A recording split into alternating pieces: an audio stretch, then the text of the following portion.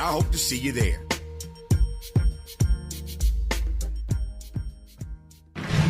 Warning, evacuation in progress. Leave the building.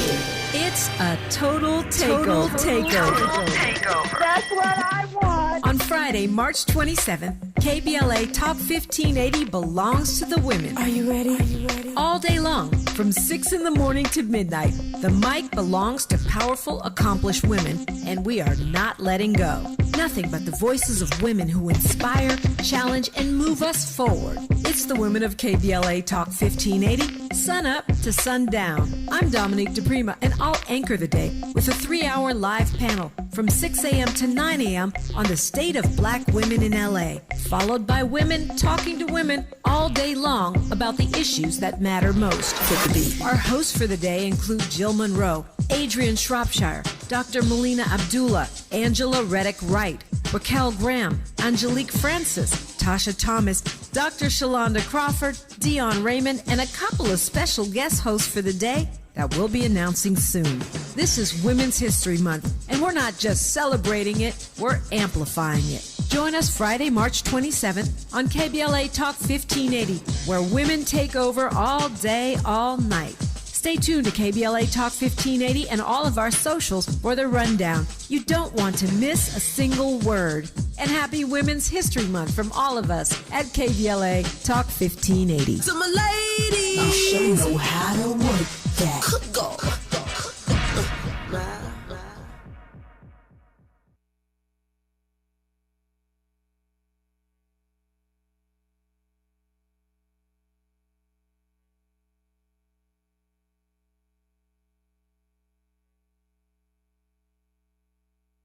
First things first.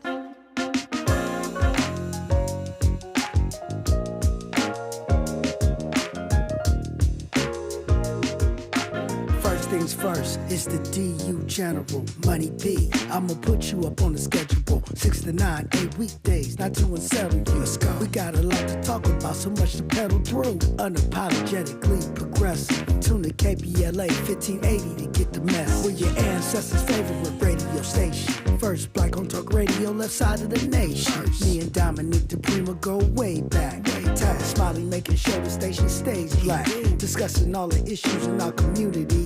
We're hosted black and brown and others find unity. So let's talk about it. Maybe we can improve it. Digital underground, always down with the movement. So we tune in. The first things first with the queen of Black Talk Radio, Dominique DePrima. Go sis. First things first.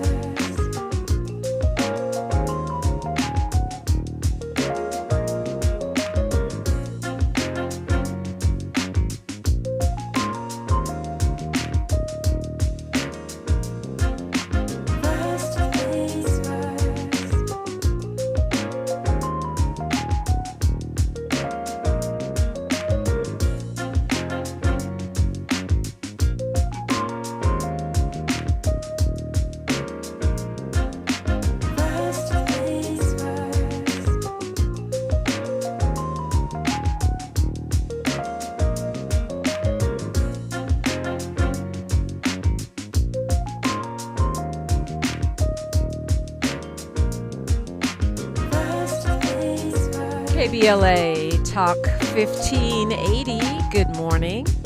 Good morning and God bless.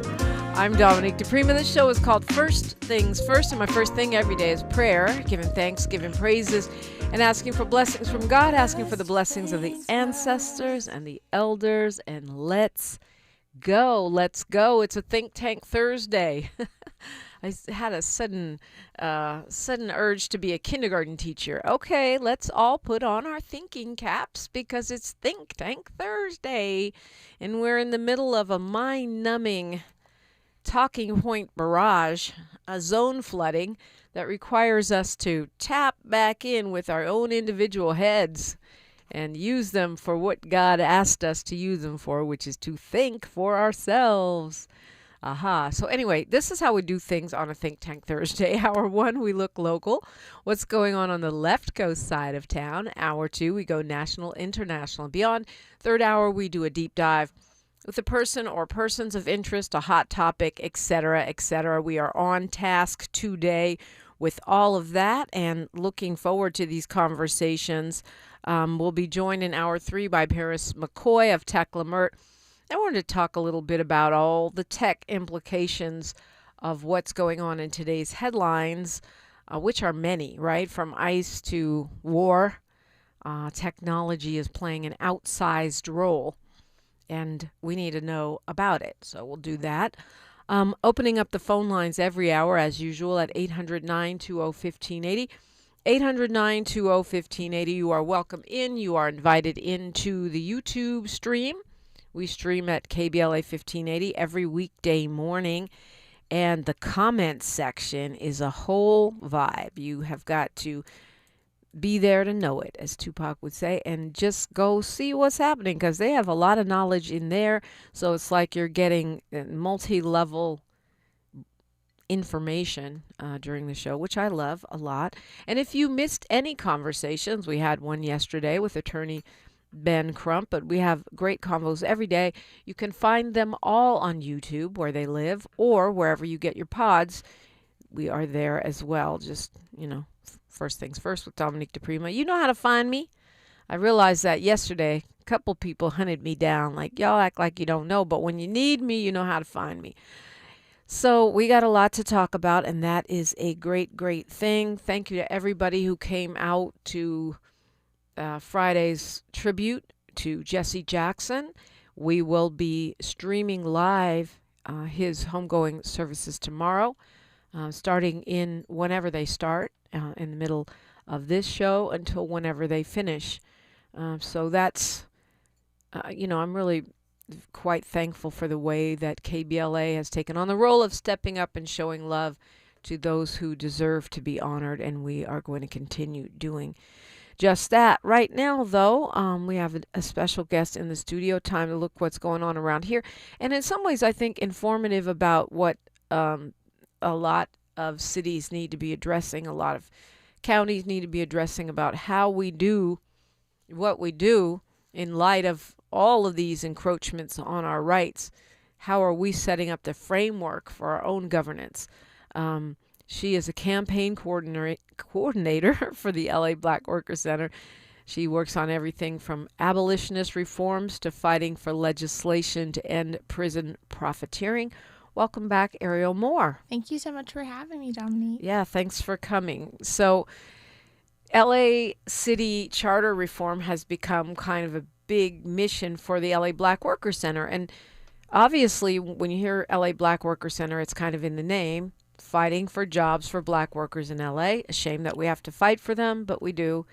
Yeah. But what we don't immediately think of is city governance, charter reform. And I think you explained this last time, but break it down again, Ariel. Why are the LA Black workers rolling on these charter commission meetings and sparing no detail here? Yeah.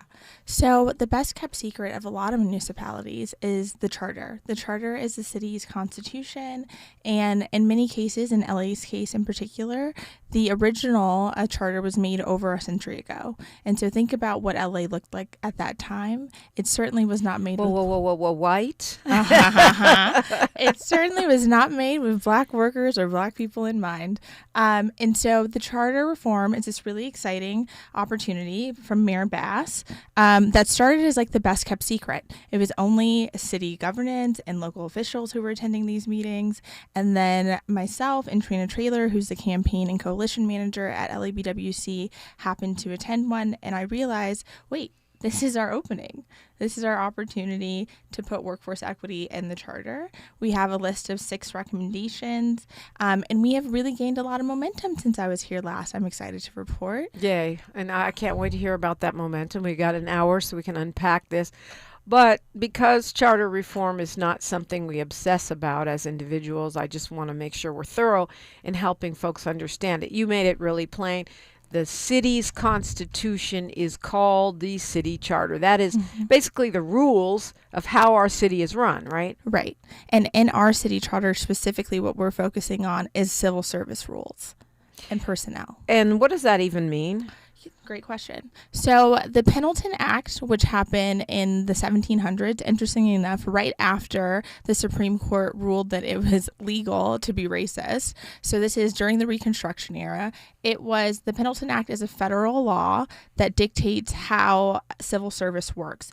Its intention was to make sure that nepotism or, basically that merit was the criteria for which individuals were being hired. But what we know is that merit is a dog whistle for not Black.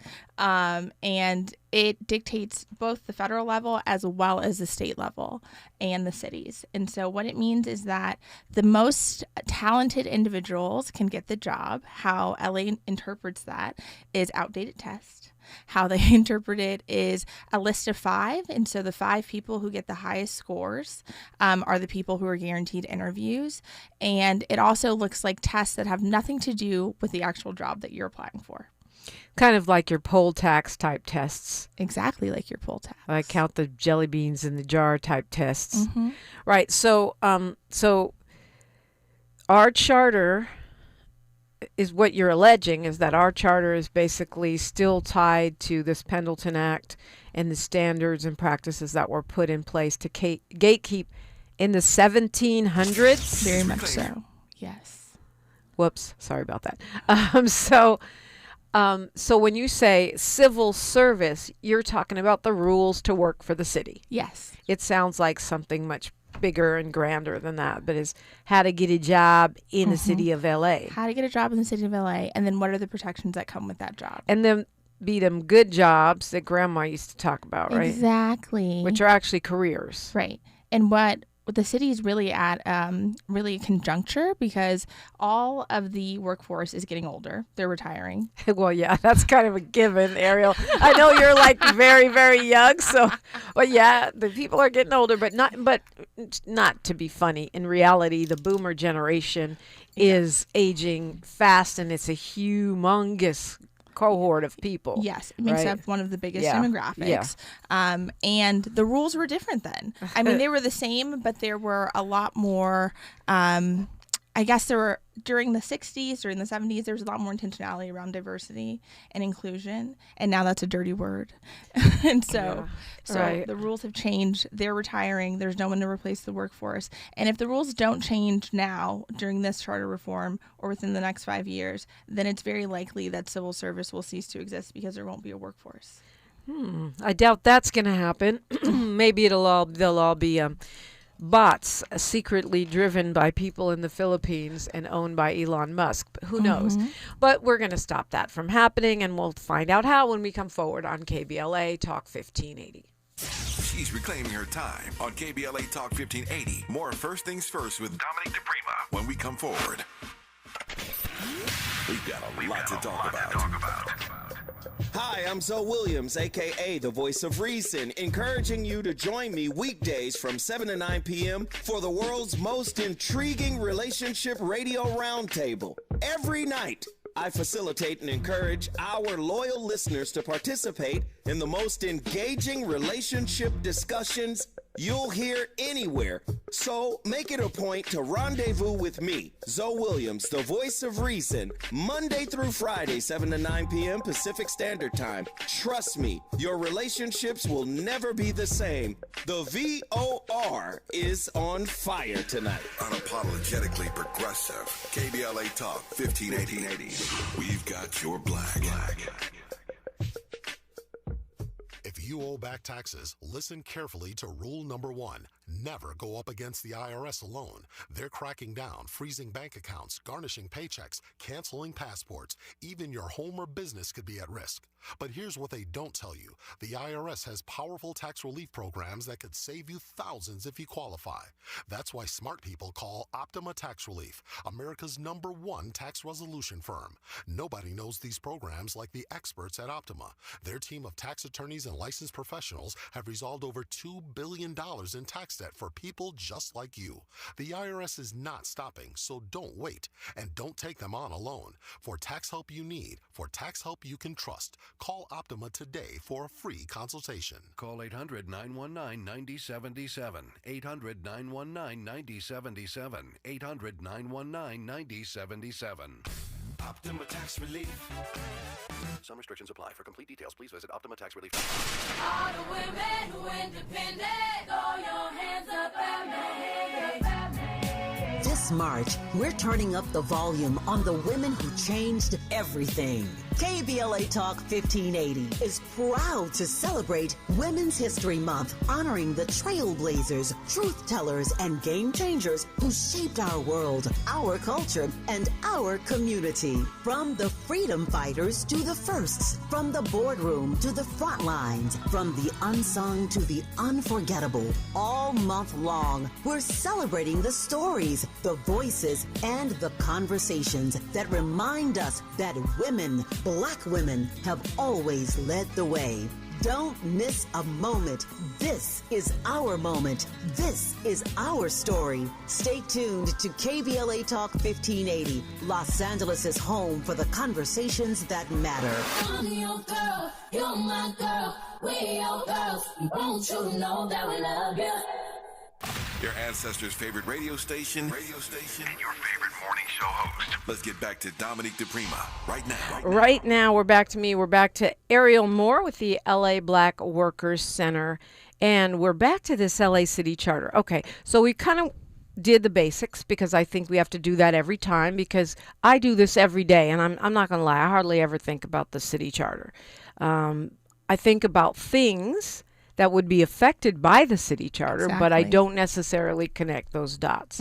So now the LA Black Workers Center has tasked itself with focusing on civil service, which is the jobs piece of our LA City Constitution. You already mentioned how, and we talked about this last time you came on, how these tests and little gatekeeping procedures, are in place that do tend to keep Black workers out. Exactly. You just mentioned something we hadn't really reflected on, which is the fact that the boomers are retiring. The boomer generation getting old. Yeah. And they are 1, 2, 3, 4, 5 going home as they should to sit down and do whatever they go and do. Hopefully they have nice retirement plan. But who goes in to those jobs?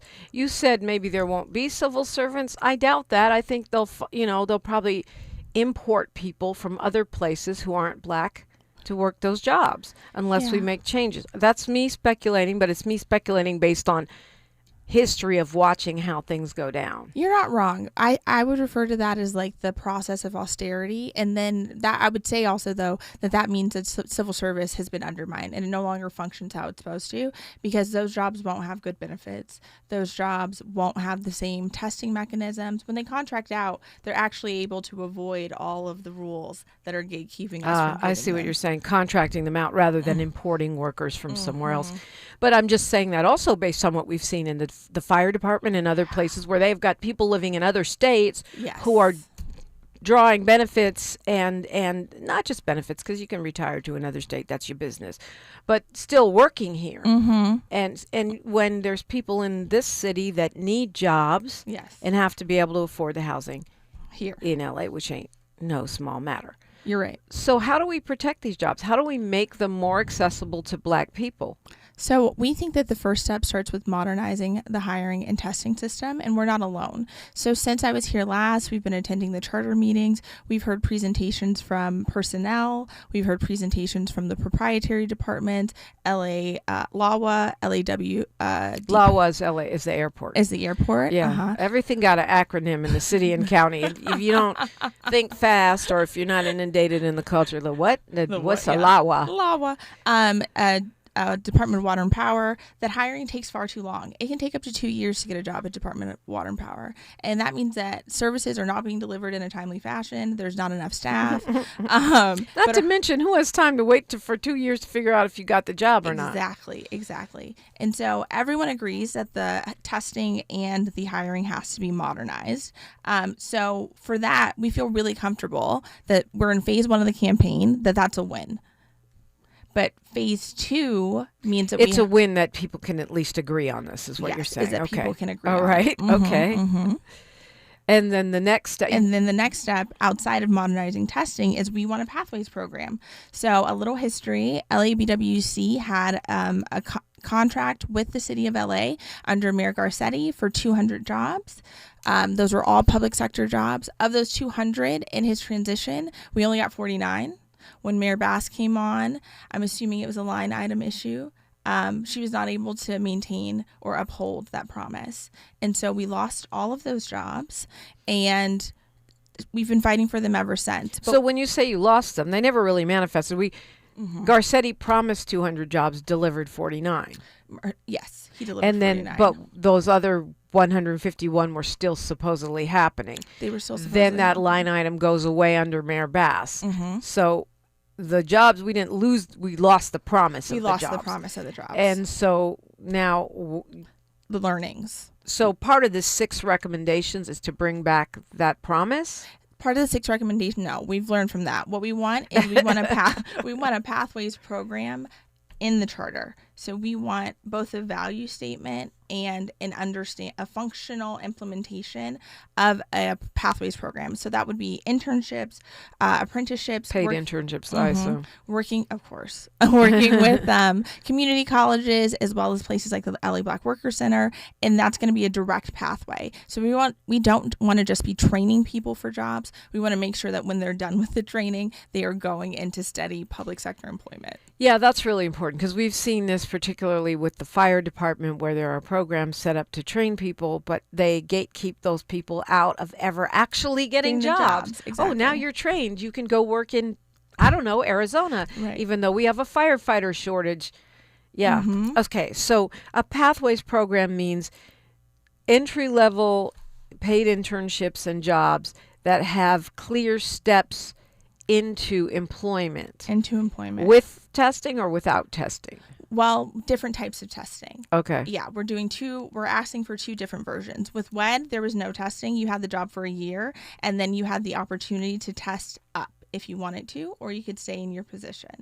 With WED, with the Pathways program, we are in conversations with labor around what it's going to look like exactly, because another fun fact about the charter, and particularly the civil service section, to change anything, first it's getting the commissioners to approve the recommendations, then it moves to city council. They have to vote affirmative of 8 in order for us to move to the ballot. We move to the ballot. Everyone's like, this is great. They vote yes.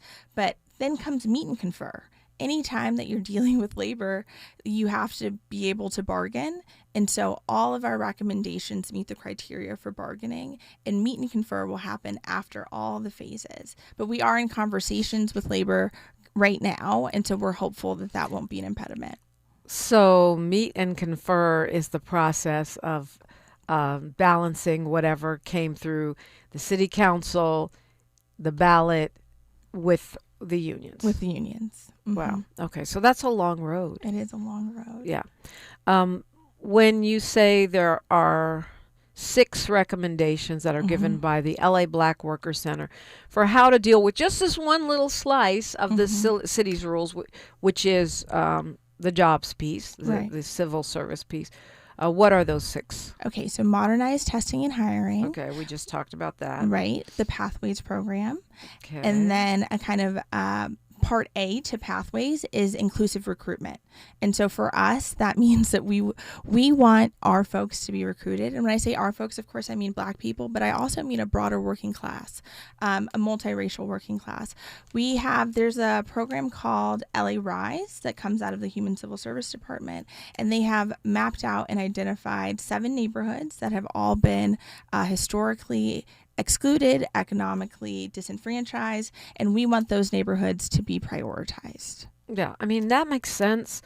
That's what they ended up doing with the Gang Reduction and Youth Development Program. It's a reflection of a formula that is used by the school district, right? You put the money where the need is. That is not rocket science. It seems like it has helped in the school district. It seems like it has definitely helped in our gang reduction efforts for the city. It is under attack at the moment because they're trying to say that it's a proxy for race. But to me, that is the ultimate data, logic.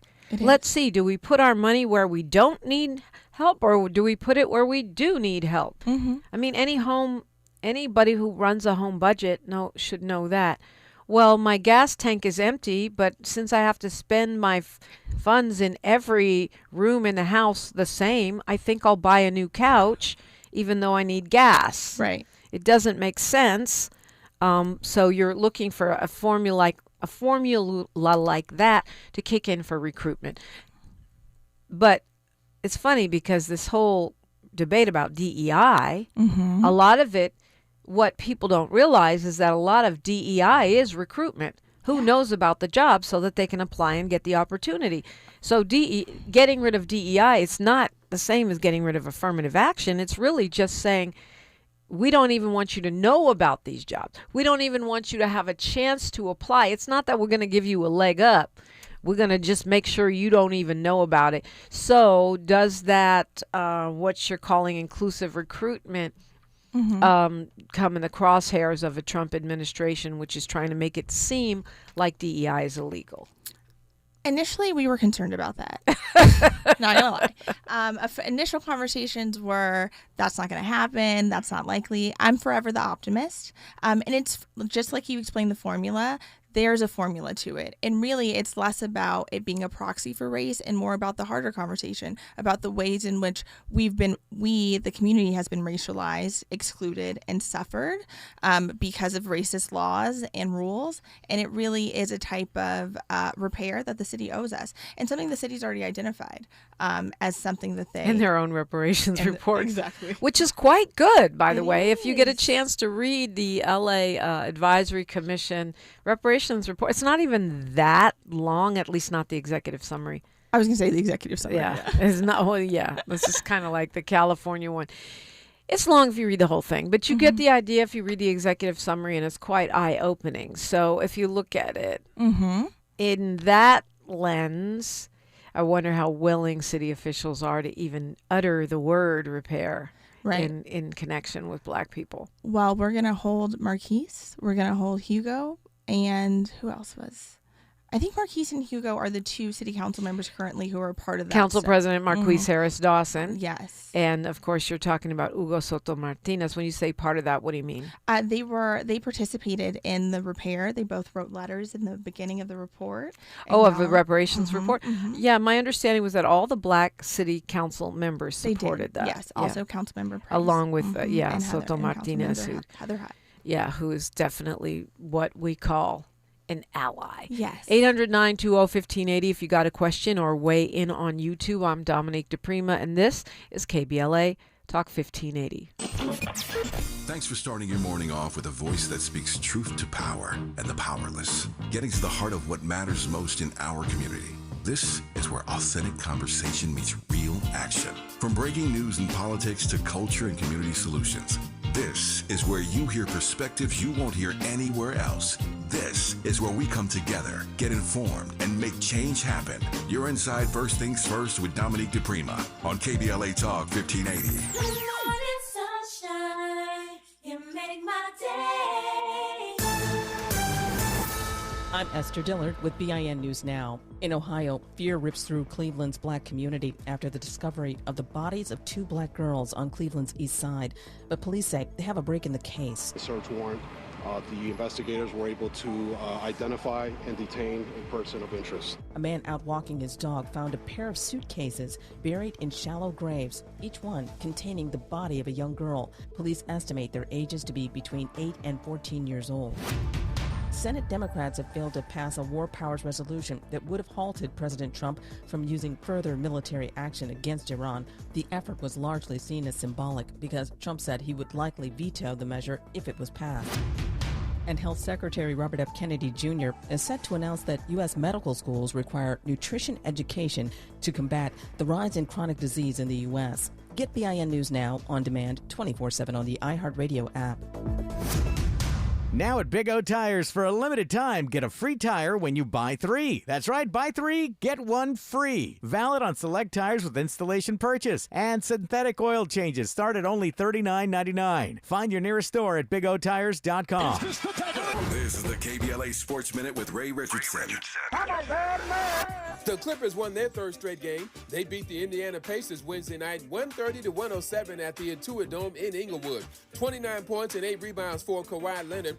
Darius Garland had 12 points and 8 assists off the bench. It was Garland's first home game for the Clippers since the February 5th trade that brought him to LA in exchange for James Harden. Garland had been sidelined for a month with a foot injury. The Lakers are at Denver tonight. The Lakers also have a 3-game winning streak. The Big Ten Conference Women's Basketball Tournament tips off today in Indianapolis. UCLA, the number 2 team in the country, is the number 1 seed in the tournament. The Bruins' first game is Friday at noon local time. They will meet the winner of today's game at noon between USC and Washington. All games in the tournament will be broadcast live on the Big Ten Network. No debates, no speculation, just the info you need. That's your KBLA Sports Minute. I'm Ray Richardson. More news, opinions, and conversation when we come forward on KBLA Talk 1580.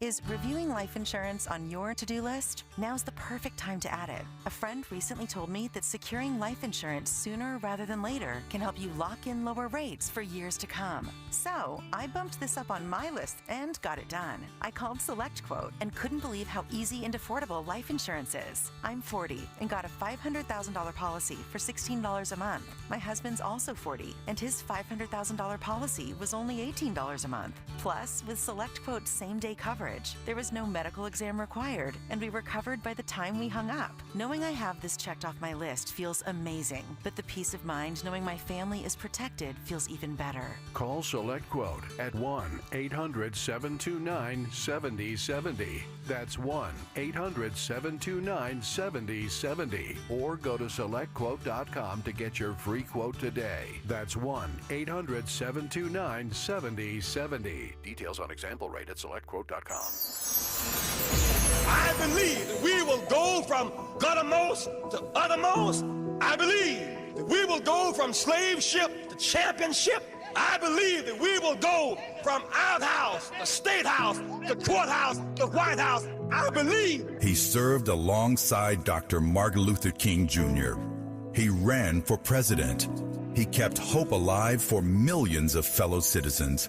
This Friday, March 6th, KBLA Talk 1580 will carry the homegoing services of the Reverend Jesse Lewis Jackson Sr. live from Chicago, beginning at 8 a.m. Pacific. Join us as we say farewell to a giant, a preacher, a warrior, a man who never stopped fighting for justice. The homegoing service of Reverend Jesse Jackson. This Friday, live starting at 8 a.m. Pacific, only on KBLA Talk 1580. Hold your head high. Stick your chest out. It gets dark sometimes, but the morning comes. Don't you surrender. You hold on and hold out. Keep hope alive. Keep hope alive. Keep hope alive.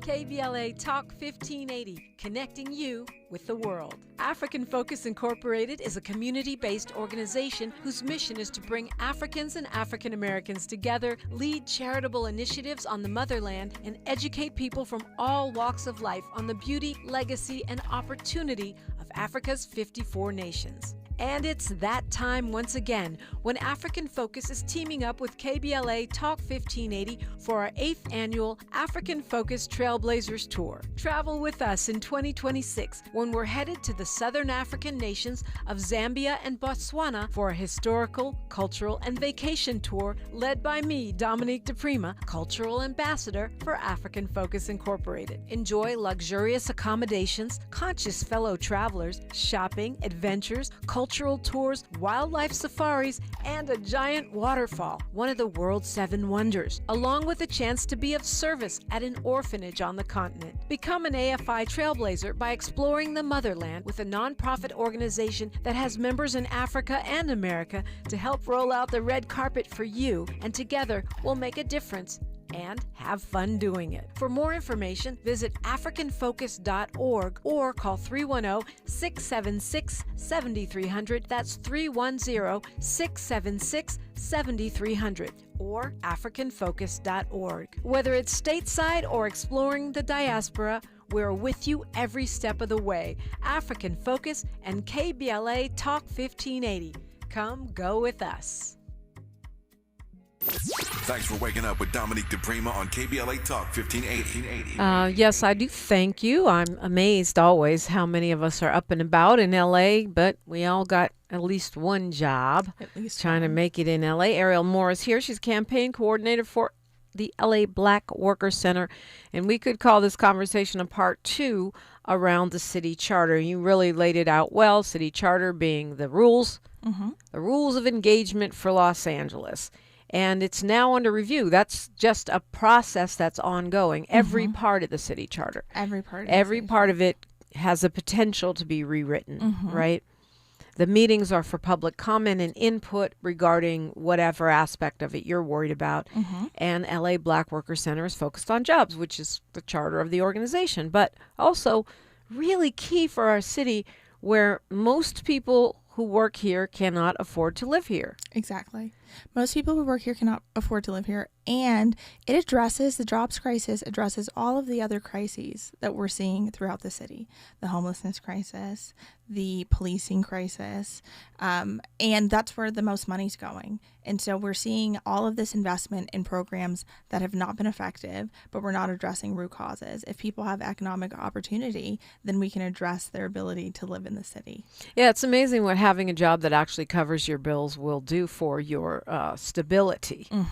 Of course, we know, you talk about the unhoused. There are many that do need supportive services beyond just a house and a job. But a lot of folks just need a house and a job. A lot of folks, yes. The people living in their cars, the people, or the people that have 3 minimum wage jobs. Right. And then also for those folks who do need more support, the lack of health insurance, the employer-tied health insurance, if they had access to benefits, it's like all of the ways in which we could address the problem.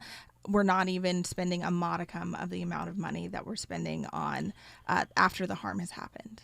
Right. And if you think about, benefits, which you mentioned, we don't have to do a deep dive down that rabbit hole, but we know this is going to be an escalating crisis because of the way that the Trump administration is forcing the, Affordable Care Act subsidies to go up and reducing the amount of people who can get Medi-Cal. Exactly. So that's tip of the iceberg stuff. Some of these would be addressed by jobs. I know that when the mayor came into office, she was very enthusiastic about all of these unfilled city positions and making them more accessible, thousands of jobs. And I know that's still her intention, at least I believe it is, just, from my knowledge of her. But the budget that we're in right now has actually caused some city workers to be laid off. So what's the point, or what is the opportunity for this charter reform, given the fact that we're currently in a contraction and jobs are just not even there? Right. So we are in $1 million deficit. I think actually it might be $1 billion. I need to check my facts, but huge. B or M. It's probably, yeah. I don't remember either. I think it's I know it's not $1 million. It's a $100 million maybe. Yeah. But we're in a huge deficit. And to your point, I forgot, but yeah. Yeah, what's the point? I think, and I'm not alone in this, we also have the Women's Voters League of California, Repair LA, and some other groups who've been coming to charter reform meetings. What this requires is budget reallocation. It's $1 billion. It's $1 billion. It's $1 billion. $1 billion deficit. Yeah. We're in $1 billion deficit. And so, yes, Mayor Bass had big hopes. We all did, for the jobs that were going to be available. There's certainly that many vacancies. There just is not enough money. Right. In other words, we have work that needs to be done. Yes. We just don't have the currently. And obviously, budget deficits don't last forever. We're still digging our way out of COVID. And, unless this administration stays in office forever, right. We should be bouncing back at some point. I think we would Except we have the Olympics and then we have the games, and those are really expensive. And I think a lot of times people think that brings so much money, and sometimes it does, but it's one of those things where you pay up front and then there's a return on your investment. I mean, the city of LA made money on the 84 Olympics. My understanding, we're the only city that's made money on the Olympics. It's true. So when you say sometimes, you really mean sometimes. Yes, I do really mean hardly ever sometimes. Mm-hmm. And if LA could duplicate that again, it would be amazing. It would be. The LA 84 Foundation still funds youth sports with money made from 1984, but those folks are not around anymore to run. I know. So we don't know what would happen with LA 28. I love the Olympics. I'm an Olympics booster. I know that's not popular with progressives, but oh well. I like the Olympics. I just don't like that we're building a convention center that's going to cost millions of dollars. That we don't have. You're talking about the LA Convention Center that's already built. You're talking about remodeling it. Remodeling it. Yeah, well, I mean, it does need remodeling. The question is, why do we, the voters, have to pay for that when we don't get money from it? Exactly. It's going to cost us money every year when we're in a deficit. A lot of money. A lot of money. So those are the concerns. So, but what's the alternative? I mean, do we not build a convention center and be a world-class city with no world-class convention center? I'm not saying that teeing it up because I know the answer. I really don't. Right. I think two things can be true. I think that we can be a world-class city and we can still be the LA that everybody wants to come to, arguably the best city ever, and also be fiscally responsible. I think it's important for us to do that and address the real crises, because with building in the anticipation of making the city really nice, improving the convention center, it also means that as we prepare for all of our tourists and friends and Olympic celebrators, that we have increased the police budget extensively, so much money, billions of dollars for policing under the guise that we need it for the games. And certainly we do need security for the games, but it's a both and. Yeah, I'm not convinced of that. And, I know that's not your main thrust of organizing, but for me, I'm not convinced that you need an extra $100 million to do your doggone job. You don't. The LAPD is already taking up half of our money to do their job, which is keep the city safe. And now you're telling me to do your job during the Olympics, you need an extra $100 million. I'm not buying it. I'm going to need a lot more receipts on that. I agree. We're on the same page there, especially because I want to say about a month or so ago, there was a city council meeting where Councilmember Martinez revealed that there are 6 employees on LAPD public relations who make more than, in total, their salaries than 6 departments within the city. Wow. Must be nice, but not really. Yeah, I mean, you have to spend a lot of money. You have to be paid a lot of money to justify some of the things they be doing. So I get it. But we digress. So we were on. We were on number 2 or number 3? Number 3. Modernizing the testing system, the Pathways program, which includes entry-level jobs, which would include entry-level jobs and paid internships with a direct path to permanent jobs in civil service jobs in the city. Okay, what's number 3? Number 3 is the inclusive recruitment. Oh, that was, I thought that was part of Pathways. Okay, inclusive recruitment. Yes. And number 4 is our workforce equity clause, which stirred more feathers than inclusive recruitment, believe it or not. A lot of conversation around, is this a violation of Prop 209? Is this going to be litigated after? And again, forever the optimist, and we've used very specific language, but what we're asking for is a priority in contracting, in workforce, as well as internships and apprenticeships. And so really solidifying 1, 2, and 3 in a way that guarantees that our folks from underserved communities, intentionally disenfranchised communities, will be the first people who get the opportunity for these. So, yeah, I can see why they're saying, it's Prop 209, Prop 209. That's which, of course, for me, means put it under reparations, but I know our city's probably not ready for that smoke. But that doesn't mean we can't advocate for it. I just hate preemptive surrender.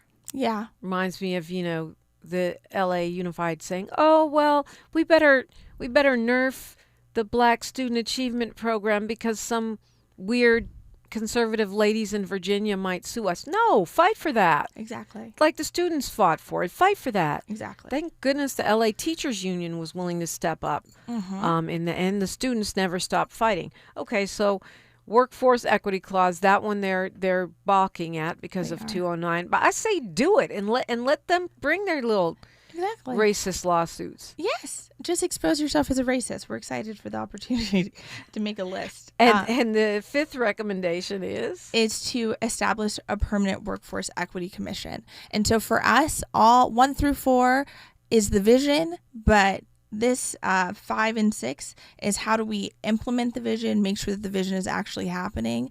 Policy oftentimes is really grandiose ideas that are great, made with good intentions, but then there's an issue on the administrative side about implementation. How do you make it happen? And number 6? Number 6 is we want audits, workforce equity audits every 4 years. We want the data. I mean, it sounds like a good idea. Don't we have something like that now? Sort of, but we, the public, don't have access to the data. It's an internal function. Through what department? Through personnel. Oh, okay. Which they're always going to say those are private matters. But when you talk about being accountable to the people that pay the salaries of those civil service employees, the personnel matters or private argument is weak sauce. Weak sauce. That data is ours. We've literally paid for it. And if you're not doing anything wrong, then what's wrong with telling us what's going on in there? Right. I mean, it's not like we're asking for people's personnel files. Exactly. We just want aggregated data around race, around gender, around which departments are hiring who.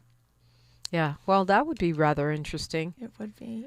And it would be public hearings, and that would happen every 4 years, and the data would be available to the public. What's really exciting about that is it gives labor an opportunity, actual receipts, as well as community members, to address emerging patterns of harm. And we know we have our hypotheses, but now we'll be able to prove it with the data. Right. So if these 6 recommendations were to move forward, you're talking about embedding them in the charter. And for people like me who don't pay attention to the charter most of the time, that's really serious business, because if it's in the city charter, it means they have to do it. And if they don't do it, they can be held accountable in court. Yes, they would be breaking the law. Can be held accountable. We are the city, right? All of us. 800-920-1580 if you want to say something about that. There's quite a few comments in the chats here. We need housing, we need the money, but who are the we's? Molly Bell, we're talking about Black people this morning because this is the LA Black Workers Center. But of course, Ariel mentioned working class folks, and I think that is really important for the city of LA. We can end up like San Francisco, my hometown, being merely a playground for the rich, and all of the working class and lower income folks get pushed out further away from the city. I think that's what they're talking about. Quamel says the convention center isn't decrepit. What could it possibly need? It's not, I wouldn't call it decrepit, but when you compare it with convention centers in other major cities, it's kind of broke down. I mean, it's not just a matter of is it run down, it's like, is it spacious enough? Does it have ample parking access? Does it have the capacity to hold the kinds of conventions that we're competing for? And the answer is no. But my question is, isn't there a private equity solution? Like, why do we have to pay for it? Exactly. I've always wondered, why do we pay for football stadiums? Why do we pay for convention centers? And if we do, shouldn't every bit of profit be going back into the general fund in the city coffers, which I don't think that's the plan. We'll continue this conversation with Ariel Moore of the LA Black Worker Center when we come forward on KBLA Talk 1580. A safe place to go loud. A great place for progressive politics. KBLA Talk 1580. My son loves to fly kites, but my active psoriatic arthritis can sometimes hold me back. Now with Skyrizi to treat my skin and joints, I'm ready to go. Skyrizi, risankizumab Riza, a prescription-only 150 milligram injection for adults, helps with less joint pain, stiffness, swelling, and fatigue. For those who also have plaque psoriasis, 90% clearer skin is possible with just 4 doses a year after 2 starter doses. Don't use if allergic to Skyrizi. Serious allergic reactions and an increased risk of infections or a lower ability to fight them may occur. Before treatment, your doctor should check for infection and tuberculosis. Tell your doctor if you have an infection or symptoms such as fever, sweats, chills, muscle aches, or cough, or if you plan to or recently received a vaccine. With Skyrizi, there's nothing like clearer skin and better movement, and that means everything. Ask your doctor about Skyrizi today and visit skyrizi.com or call 1-866-SKYRIZI to learn more. Getting around LA doesn't have to cost a lot. Metro has fares that fit every budget. 20 free rides for qualified riders through the Life Fare program. Free passes for students with GoPass and affordable options for everyone in between. Wherever you're going, Metro's got you covered. Visit metro.net/fare programs. Oh my gosh! Injured in an accident? Insurance not paying what you deserve? The Law Office of Hamlin will get you paid. Call 424-266-9175. That's 424-266-9175. The Law Office of Hamlin, your legal vibe for the culture. LifeLock, how can I help? The IRS said I filed my return, but I haven't. 1 in 4 tax-paying Americans has paid the price of identity fraud. What do I do? My refund, though. I'm freaking out. Don't worry, I can fix this. LifeLock fixes identity theft guaranteed and gets your money back with up to $3 million in coverage. I'm so relieved. No problem. I'll be with you every step of the way. 1 in 4 was a fraud-paying American. Not anymore. Save up to 40% your first year with promo code NEWS at LifeLock.com. Terms apply. There's no championship league for small business owners, but if there was, you'd be at the top of the standings. Because going pro with Lenovo Pro means you've got the winning formation, one-on-one advice, IT solutions, and customized hardware powered by Intel Core Ultra processors help you stay ahead of the competition. Business goes pro with Lenovo Pro. Sign up for free at lenovo.com/pro. Lenovo. Hey there, Los Angeles. This is James Lucky Jr., publisher and editor of Los Angeles News Observer. Are you hungry for news that matters to you in the African-American communities of Los Angeles? Well, buckle up, because we got the scoop you've been craving. Stay in the know and never miss a beat with our free weekly publications conveniently available near you. Or hop on the digital wave and become an exclusive subscriber at OGNSC.com. Don't forget to join the party on Instagram and Twitter at OGNSCINC for behind-the-scenes access and sizzling updates. No more FOMO. Let's stay informed, connected, and empowered together. KBLA Talk 1580. We've got a lot to talk about. KBLA Talk 1580, connecting you with services and solutions. The BLM Center for Black Power is a hub for Black activism in the city of Los Angeles, a standalone nonprofit affiliated with Black Lives Matter LA. The venue is home to live events, meetings, and organizing drives for Black-led community-based organizations. It is also the base of operations for Black Lives Matter LA. Built on what used to be a nuisance property owned by an arms dealer, the BLM Center for Black Power is in the heart of Leimert Park and has opened its doors to everything from youth organizers to toy drives to film screenings and community town hall meetings. To make a donation or make a request, please visit blmla.org. That's blmla.org. This is a community call to action from KBLA Talk 1580.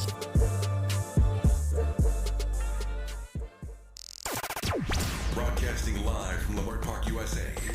Welcome back to your home for unapologetically progressive radio, KBLA Talk 1580. Unapologetically pro-working class, unapologetically pro-black workers. That's who we are and proud of it. Ariel Moore is here. She's a campaign coordinator for the LA Black Worker Center. So you just laid out these 6 goals. LABWC has been attending meetings. Molly Bell's asking if the phones are always open on the show, and next hour it's just me, you, and microphone, telephone. So perfect time to call. So you've laid out these 6 goals. You've been attending the meetings. How can the KBLA delegation help manifest better worker conditions in our new city charter? Great question. We would love it if folks could show up March 10th, 4 p.m. at City Council. That will be the charter reform meeting where the charter reform commissioners will be voting on our recommendations, whether they should move forward to City Council and their final recommendation report. If you can't attend in person, you can email them at lacityczarterreform.lacity.org. If you can't email them, or if you're interested in attending a meeting but you can't be there in person, you can also join by Zoom. So what we're really asking for is for folks to make their voices heard. This is an issue that affects all people. Black people are the canary in the coal mines. We're the first to know how bad it's going to get, but a high tide raises all ships, which is why we're really looking for this to be a larger coalition of working class, multiracial Angelenos. Okay, so March 10th at 4 p.m. That's a committee meeting, or that is a commissioner committee meeting. Okay, so it's a commission meeting under the LA City Council. Yes. So because those commissions are appointed by the mayor, actually. 4 are appointed by the mayor for this commission, and then 4 appointed by City Council, and then there's 5 community members. Okay, so this is a commission meeting. This is a commission meeting. So at 4 o'clock, March 10th. Yes, at City Hall. At City Hall, and the email that you gave was LA Charter Reform, and it's at lacity.org. Okay. And then to zoom in, you probably go to the City of LA website and click around. Charter Reform website, and then it just has meetings and the Zoom link. Okay. So you want people to say, look, make these recommendations of the LA Black Worker Center. Mm-hmm. And what about future meetings? Are there other charter reform meetings coming up that folks should track? So actually, charter reform, the commission piece of it, is coming to an end. The final vote will be the end of March. This will be the last meeting on personnel and civil service and budget. So about our issues specifically. And then at the end of March, they will give their report to City Council and to the mayor. And then we're in phase 2, which it moves to City Council. City Council meetings will be where you can find LABWC, and we will be meeting with City Council members to make sure we get an affirmative vote of 8. So after March, the lobbying goes from the commission to the council. Yes. And it sounds like then March 10th is the last chance to weigh in on this particular piece, the civil service, Black jobs in LA piece. Mm-hmm. So this is a really crucial moment. It really is. And by the end of the night, we'll know whether there's 2 votes. One is happening externally and internally. So this is the external vote that community can be a part of. And then the commissioners at the end of this month will meet about all the things that they have voted yes on, and then itemize things for the report. Wow. Yeah. Okay, so those are really clear directives. How do we track LABWC's work in general? Yeah, so we actually have a special part of our website that's all about charter reform. You can follow us on socials, and I think it's at LABWC. I know I could be wrong. I follow you guys. I know. So there's a charter reform part of the website, and follow on socials. And follow on socials, yes. All right. Well, Ariel Moore, thank you so much for coming in. It's great to hear from you, and I look forward to seeing where this goes. Yeah, I can't wait to come back and tell you about it. We're going to win. When we fight, we win. All right. Phone lines are wide open, 800-920-1580. I'm Dominique DePrima for KBLA Talk 1580. KBLA 1580 Santa Monica. I'm Esther Dillard with BIN News Now. In Ohio, fear rips through Cleveland's black community after the discovery of the bodies of 2 black girls on Cleveland's east side. But police say they have a break in the case. The search warrant, the investigators were able to identify and detain a person of interest. A man out walking his dog found a pair of suitcases buried in shallow graves, each one containing the body of a young girl. Police estimate their ages to be between 8 and 14 years old. Senate Democrats have failed to pass a war powers resolution that would have halted President Trump from using further military action against Iran. The effort was largely seen as symbolic because Trump said he would likely veto the measure if it was passed. And Health Secretary Robert F. Kennedy Jr. is set to announce that U.S. medical schools require nutrition education to combat the rise in chronic disease in the U.S.